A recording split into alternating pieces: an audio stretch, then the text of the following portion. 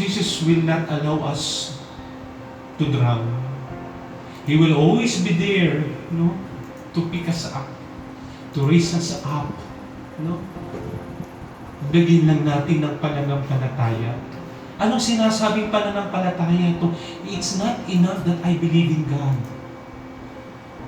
But it is more fruitful that when I believe in God, let God enter into my life. Pasakayin natin ang Diyos sa buhay ko't buhay natin. Hayain natin siya pumasok sa buhay natin. Some of us are afraid when God enters into my life. Kasi, Father, maraming mababago. Definitely. Because He is God.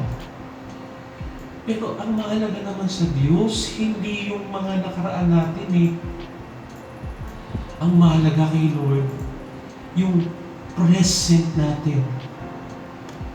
Although we are all sinners, God does not care.